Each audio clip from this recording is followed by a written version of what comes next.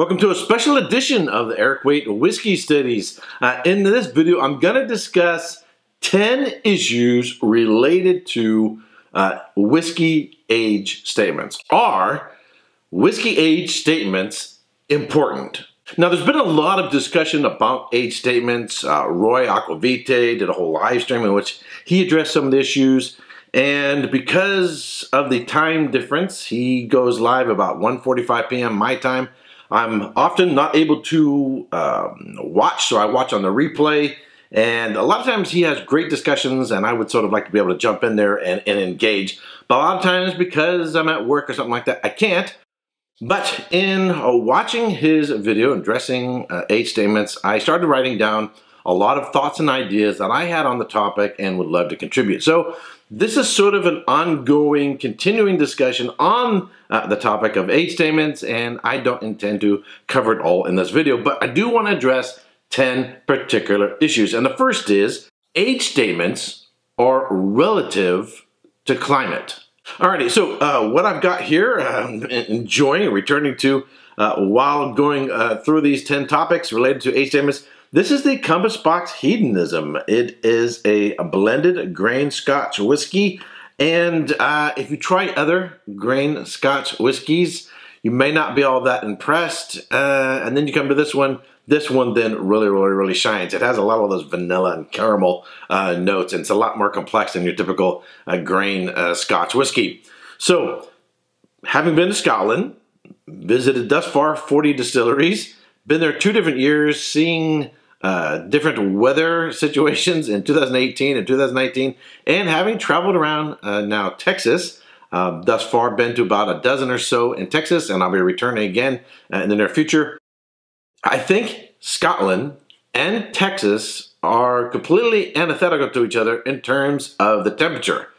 The result is an age statement on a Texas whiskey is not the same thing as an age statement on a bottle of Scotch, right? In one of my videos in which I reviewed Texas whiskey and shared my visit to a distillery, someone over in the UK made a comment that the whiskey I was reviewing was too young. I think if you're sitting in England, you're sitting in Scotland, or perhaps Ireland, or a lot of places in Europe, where you get a lot more rain, it's a lot cooler, you don't get these hot extreme temperatures.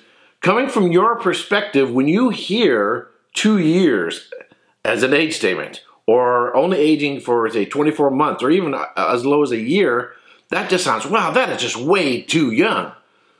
But if you're in Texas and you hear 12 years, 15 years, 18 years, 20 years and up, you'd be thinking, whoa, those are those are huge numbers, man. You're just gonna get some super oaky whiskey, right? In those kind of age statements. Well, that's because coming from those perspectives of where you're at, you're maybe more accustomed to what you have locally, and so a 2-year, 3-year, actually minimum 3-year for Scotch whiskey, that seems way too young, and you're thinking, oh, you're gonna get all these green notes, and you're gonna get that sort of woody character to it. And the opposite, if you're in Texas and you're hearing 15-year-old, 20-year-old, if you're thinking of a Texas whiskey that's old, the funny thing is you're thinking, wow, I just gotta have a lot of wood in there, right? It's gonna be over the top. So age statements are relative to climate, because what the climate does and the fluctuation of temperatures, or the lack thereof, is going to affect how the spirit is interacting with the cask. If you have, not just in terms of high temperatures, but constant low, high, low, high, low, high, that up and down, that's gonna really cause the spirit to engage with the cask a lot more, and consequently mature, or seemingly mature, the whiskey a lot more. You're going to be extracting a lot more out of the cask. So, first thing I'm going to keep in mind is age statements are completely relative to the climate. Second thing is, age statements are relative to cask quality. Even within the same climate, let's take Scotland for example. If you have 2 10-year-old Scotch whiskies, but one had better casks, better quality casks, even if it's the same spirit, come from the same distillery, you're going to get two completely different results. Also, not only in terms of the quality of the cask, but is it a first fill? Is it a second fill? Is it perhaps a more spent, tired cask? That is also good because you're going to have less or more, depending on whether it's a first, second, or third fill and so forth. You're going to have less to extract out of the cask. So, age statements are relative to climate and relative to cask quality and cask type. Are you talking American oak? Are you talking French oak? Are you talking Hungarian oak? Right? If you're talking sherry cask, is that sherry cask an American oak? Traditionally, Jerez sherry is aged in American oak. People tend to lean to think, oh, it's going to be European oak because Spain is in Europe. But no, traditionally, sherry is aged in American oak. It has a long tradition in Spain and Ribera del Duero and Rioja and other regions of Spain. So is it an American oak? Is it a French oak? So not only is the quality of the cask, the time spent in the cask, the climate of the cask, but what type of cask is it and whether it's a first, second, third fill. So a mere age statement, how much is that really, even just getting thus far, how much is an age statement really telling you? The next thing we want to address is age statements are relative to style of whiskey. Peated whiskey versus non-peated whiskey. If you like a big, bold, peaty whiskey, smoky whiskey, then you may actually prefer, in some cases, a lower age statement. Because, generally speaking, peated whiskeys, as they get older, the smoke becomes a little bit more integrated into the whiskey, and it also tends to lessen. So you got two things going on with the smoke. It's becoming more integrated, hence it's not sort of a mask over the rest of the spirit that you have to sort of dig through in order to get to the fruit and spice characteristics, but it also sort of dissipates as well. And then, again, we're talking peated whiskey, that style of whiskey, what is the ppms, right? So an age statement is going to be relative, let's just say for peated whiskeys, how much ppms, parts per million, how much of that peaty characteristic remains after distillation, okay, and then what kind of cask it's going into, right? So just in that one particular style, peated whiskeys, we see that it's really relative to the style of whiskey and, of course, in what you like. Some people like a Lagavulin 8-year-old over a Lagavulin 16-year-old because they like that big, bold, smoky character. Now, outside of Scotch, age statements is going to be relative to other types of whiskey or styles of whiskey, such as American bourbons. Again, it's never just one issue. There's a multifaceted issues coming into play here. A bourbon, say from the center of Texas, versus a bourbon coming from California, all right? California, a much more moderate climate, and some of these distillers are actually fairly close to the coast. A 2-year-old bourbon from California, from my experience, is going to show a lot more of that woody character. It's going to show a lot more of those green notes, right? Which is quite unfortunate because I don't like it that way. Whereas a 2-year bourbon, aged in, say, Texas, at 2 years, it's going to be ready to go, potentially ready to go, and you're not going to show those youth notes. Another issue related to style of whiskey, to think about bourbons, is how are you aging? Are you putting the spirit into the cask at 60 ABV, at 45 ABV, 50 ABV? What's the ABV level and what you're going into the cask? Are you then adding water at the end to determine the final bottling ABV level? Or are you using the élevage method, as Still Austin does, and Iron Root Republic Distillery does, in which they go at a higher ABV, but then incrementally introduce water, which brings about a completely different effect. So, an age statement on, let's say, Iron Root or Still Austin, let's just talk within Texas, a Texas bourbon, is going to be different than an age statement, say, on the Garrison brothers, who has a completely different approach to how they age the whiskeys and how they introduce water and going from cask strength into bottling strength. So a lot of issue there in terms of the style of whiskey. Age statements are also, and I kind of already touched on this a little bit, age statements are relative to personal preference. I'm a big Ardbeg fan. I like the Ardbeg 10, one of my favorite. I think it has one of the highest quality price ratio. There's an Ardbeg 19-year-old, the Trayvon. The Trayvon has a lot more elegance, it's a lot more finesse. Stylistically, I find it somewhat similar to a 10-year-old, but you can kind of see there's a correlation between the 10 and the 19 and how the 19-year-old is much more refined. However, I've had viewers comment that they like the Ardbegs even older than that they much prefer over the other Ardbeg non-age statements. Now, of course, are you willing to pay that extra, $200 for a 19-year-old over a 10-year-old? That's a whole nother topic. We'll get into that some other time. All right, so the fifth issue I'm going to address is, are age statements a statement of quality? Short answer to that is no. No. However, some whiskeys, some style of whiskeys, some climate of whiskeys do need more age.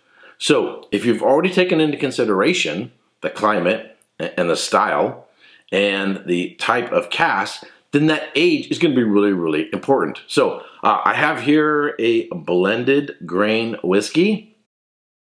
Young grain whiskeys, whether it's a single grain or a blended grain whiskey, age becomes much, much, much, much more important. And for the most part, generally speaking, the better grain whiskeys are 25, 30 years and up. Young grain whiskeys, perhaps you might want them for, let's say, making cocktails, but on their own, they're not bad. They're just not all that interesting. So those higher age statements that might seem really, really high for other Scotch whiskeys, single malts, and that would make them really, really expensive, you can actually get more affordable, higher age statements for grain whiskeys that are higher quality when they get that 25 years and up. However, you're talking about a style of whiskey. A 25-year-old grain whiskey is not necessarily comparable to a 25-year-old single malt or even blended malt whiskeys. So it's going to be relative to the style of whiskey, the base grain, the climate, the quality of the oak, and sometimes age statements could really be more of an issue of status. Someone could have a grain whiskey. Hey, this is a 40-year-old Scotch whiskey. You're like, oh, wow, how much was that? $100, $130. You're like, wow, how did you get a 30-year-old grain whiskey for only, say, $200? Wow, that's amazing. Well, it's a grain whiskey. But what happens is when you throw out those numbers, there's sort of a reflex where people automatically go, oh, bigger numbers on age must mean better quality, therefore must be more expensive. I think culturally, particularly previous generations, have been, I don't want to say indoctrinated, but they have sort of acquired a correlation between age and quality, such that once you mention age, there's sort of an immediate inference that therefore there must be quality. So are age statements a standard or the standard for quality? The answer is not necessarily. Sometimes it is, and sometimes it isn't, but it isn't an absolute. So you never want to judge a whiskey or purchase a whiskey merely upon an age statement. You need to look further into it. The next issue, and it's related to the previous issue of our age statements, an issue of quality, is sometimes age statements can be a matter of status, right? We talk about our whiskeys, we talk about our collections, we talk about those dusties that we found sitting on our shelf. And, you know, everybody has access to the Ardbeg 10. And you can get the Ugadal, and you can get the Enoa, and the other core range. But then, you know, somebody pulls out the 23-year-old, the 20-something, or some other Ardbeg bottle. I'm speaking from one of my favorite brands. And you kind of go, ooh, a 50-year-old. Particularly, let's take Macallan. There are certain brands that have a particular devoted following, and you hear in the news about these just outrageously expensive whiskeys, 50-year-old Macallans, you know, going for thousands and thousands and thousands of dollars, right? And you really have to go, okay, is the whiskey itself worth that much? And of course, they're going to drape it in a very fancy bottle and very fancy packaging. And so there's this whole presentation to it. And let's get real. Let's get real. The age statement of the whiskey is a matter of status when it comes to these whiskeys. And so to accompany the status of the age statement, they create all the fancy packaging, the Lalique, crystal, decanter, and so forth. So one of the things we have to be careful of and be aware of is in touting age statements is, as previously noted, it's not necessarily a statement of quality. And oftentimes when people are pushing these numbers, really it's more of a seeking after a status rather than really making a statement of quality of the whiskeys. Personally, well, I am an Ardbeg devotee. And so, yeah, I'll probably spend a few more bucks for an Ardbeg than I probably should have. Generally speaking, I really don't care about age statements as a status.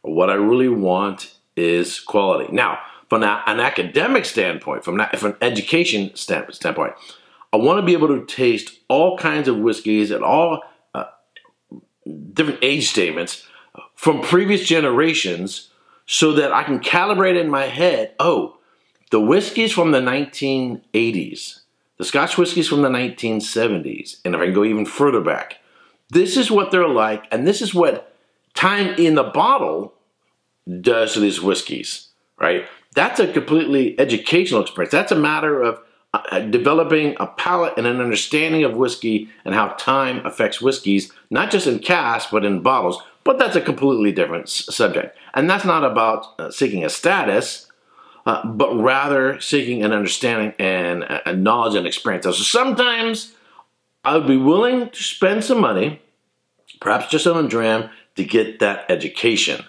Not as something to tout as sort of a bragging right that you've had, you know, a particularly old whiskey, but rather to come to a better understanding of it. And the same thing occurs in wines as well. As most of you know, I've been to wine much longer than I've been into whiskeys. And so it's important to understand the best vintages of Bordeaux, 1982, 1995, 2009, 2010, 2015, and upcoming 2016 releases. Some actually spectacular vintages of Bordeaux.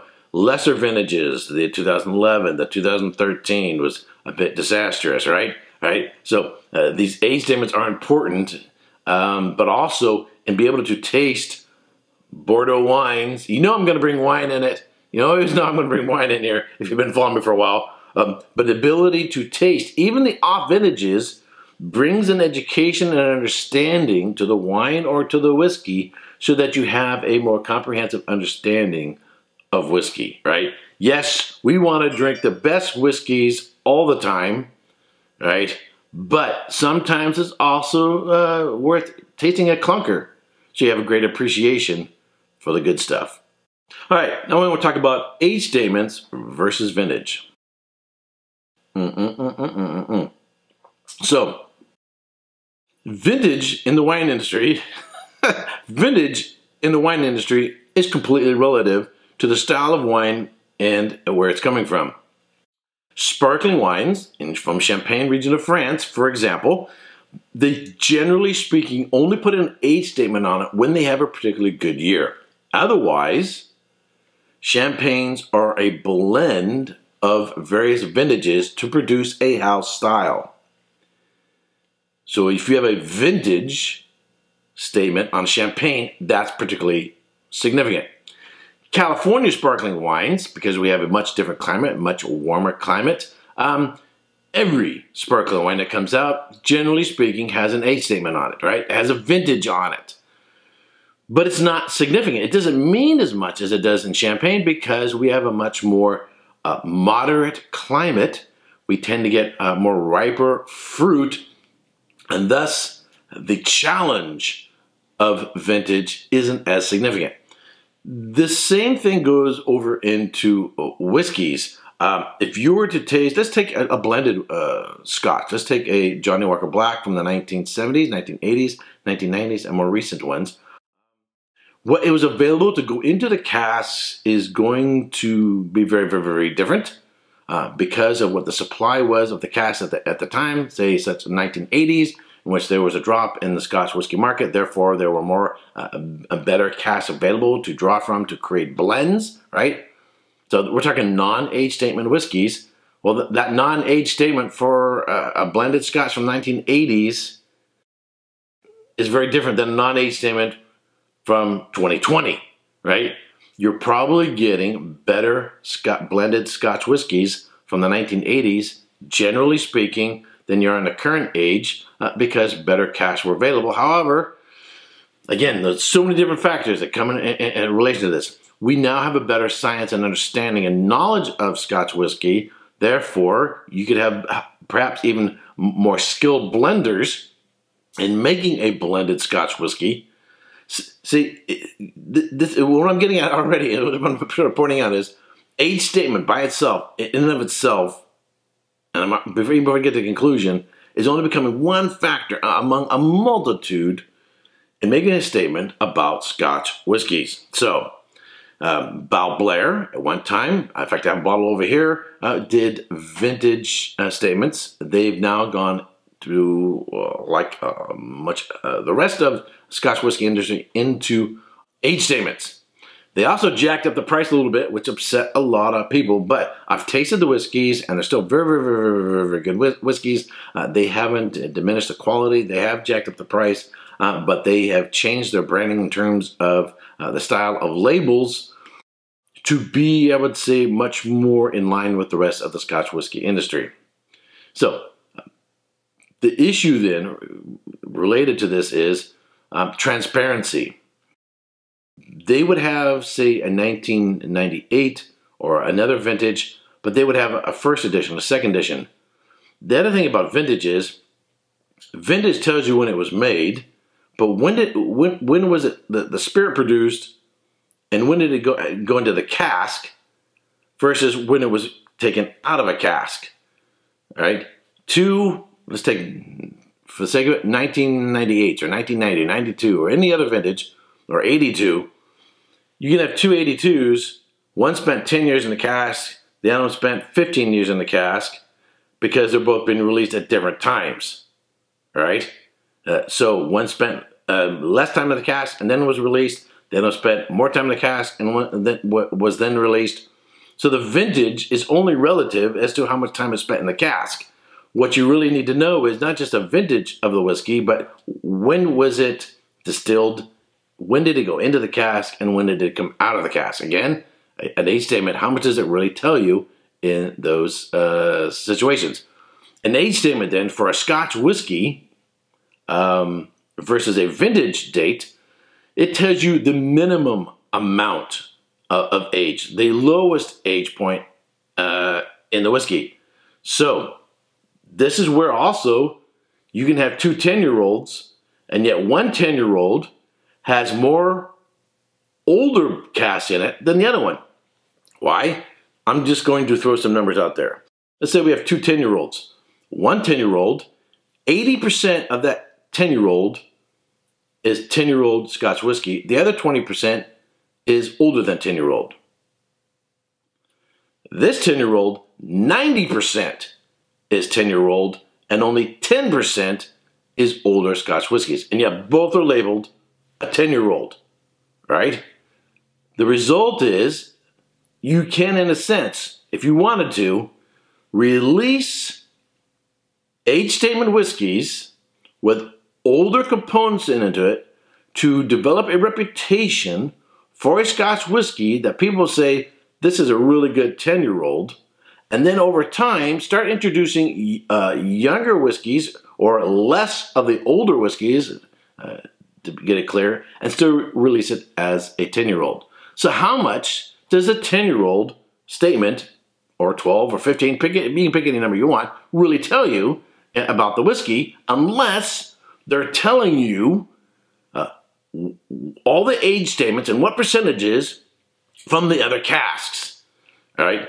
And is it legal to do so in Scotland to list how many casks, what type of cask, and the age statement on the cask for age statement whiskey? Can they do that on the label? Nope. You gotta go, and in order to then reveal that information, they would have to perhaps put it on a website, and then you'd have to do a bit of research to look it up, right?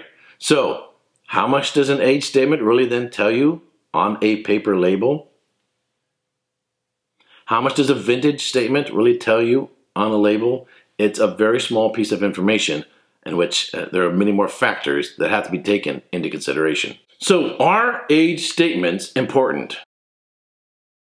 It can sound like, from everything I've already said in this video, that I don't think age statements are important. And that's not true. Age statements are important, but they're not all important. They aren't a singular standard of quality. They aren't the only issue that is important. So why then do some people sort of pound their fist over wanting age statements? It's really an issue of transparency and wanting to know what's going into the bottle than it is over the age statement itself. If a Scotch whiskey producer puts out a bottle and puts the 5 on it, it's minimally a 5-year-old, we actually applaud that. Not necessarily that it necessarily means that we like that particular whiskey, but that you are being truthful and straight up with us. Consumers don't like to be snuggered. We want to know what it is we're drinking. We don't like the shell game.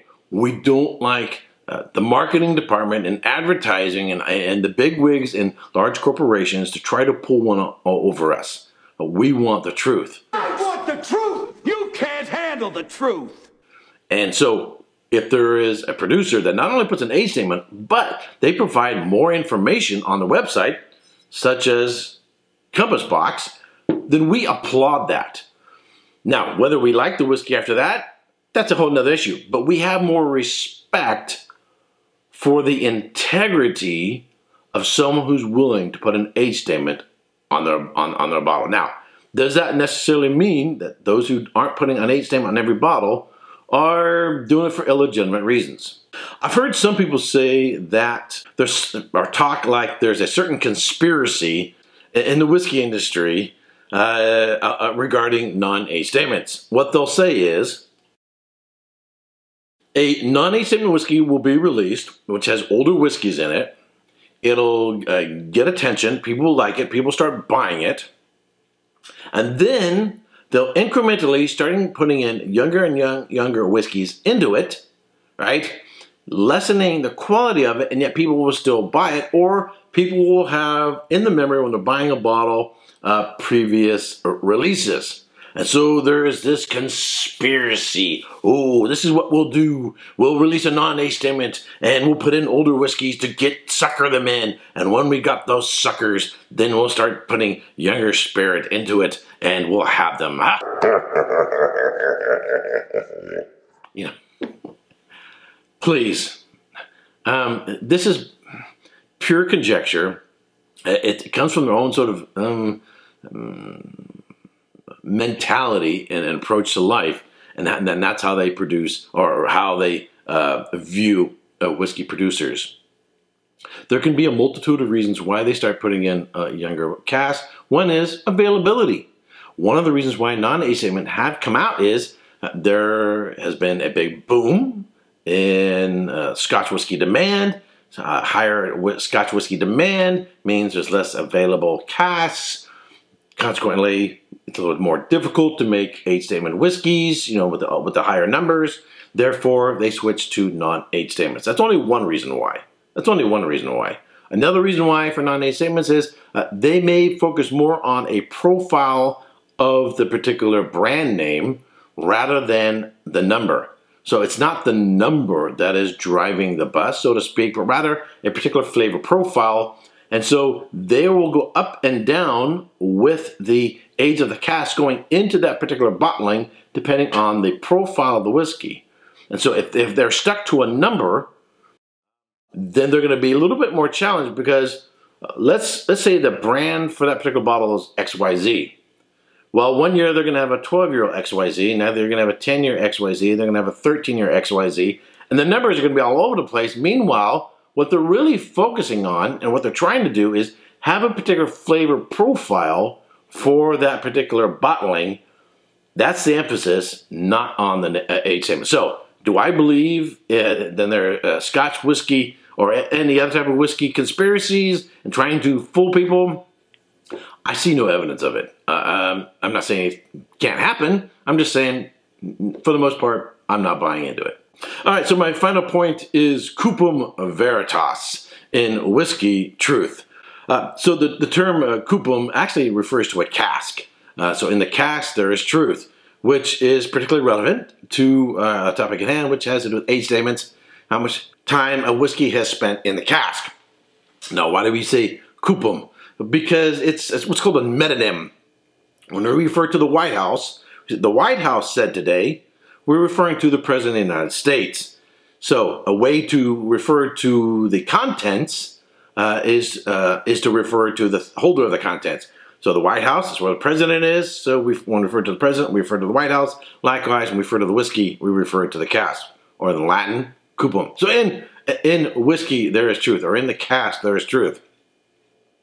What we really want is the truth about what we are consuming. You can't list every ingredient there possibly is on any particular product.